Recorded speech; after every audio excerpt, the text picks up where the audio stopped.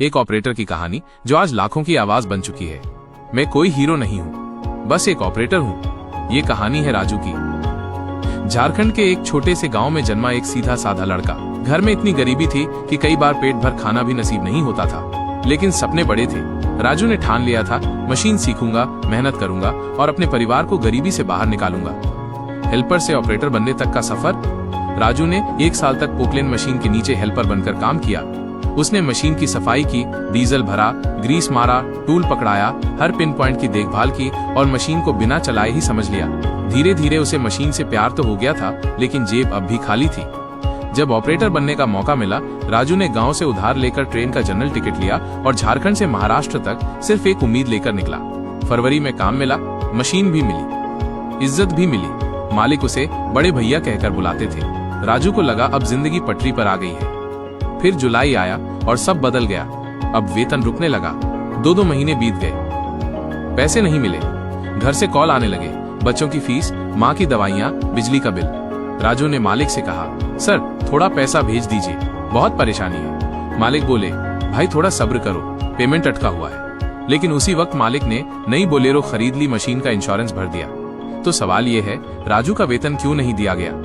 अब राजू भाई नहीं, कम बोलो, काम करो।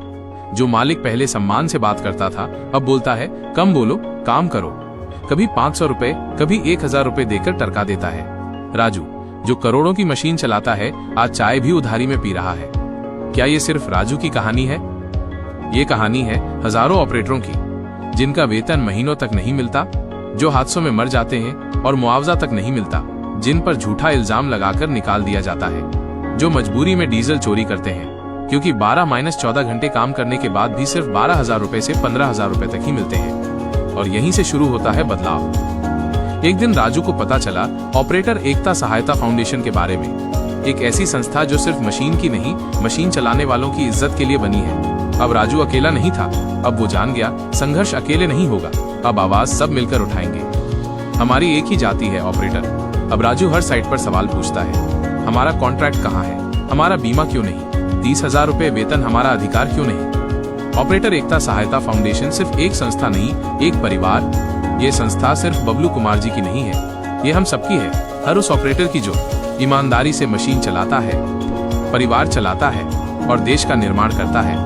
और सबसे बड़ी बात, ऑपरेटर एकता सहायता फाउंडेशन भारत सरकार सेंट्रल गवर्नमेंट द्वारा रजिस्टर्ड संस्था है। इसका मुख्यालय पटना, बिहार में स्थित है। वेबसाइट operatorekta.org का लिंक आप हमें सोशल मीडिया पर भी फॉलो कर सकते हैं। Facebook, Instagram, Twitter, Telegram, WhatsApp channel @operatorekta। ये संस्था सिर्फ कागज पर नहीं, जमीनी स्तर पर आपके अधिकारों की लड़ाई लड़ रही है। अब वक्त है एक होने का। अगर कोई डीजल चोरी करता है तो मजबूरी में करता है, अगर कोई चुप रहता है तो डर के मारे चुप रहता है। लेकिन अगर हम सब एक हो जाएं, तो ना कोई वेतन रोकेगा, ना कोई इज्जत छीनेगा। हमारी मांगे बिल्कुल साफ हैं। 30,000 रुपए न्यूनतम वेतन, एक्सीडेंट बीमा, साप्ताहिक छुट्टी, सालाना बोनस, यूनिफॉर्म और आईडी कार्ड, ऑपरेटर की एक स्थायी पहचान। देश का असली निर्माता ऑपरेटर। पहाड़ काटकर सड़क बनानी हो, नदी से गाद निकालनी हो, बिल्डिंग की नींव रखनी हो, पुल या सुरंग बनानी हो, या आपदा के समय सबसे पहले पहुंचना हो, हर बार सबसे पहले ऑपरेटर ही पहुंचता है। फिर भी इस देश में ऑपरेटर की कोई इज्जत नहीं। अब बस ये अन्याय और नहीं सहेंगे।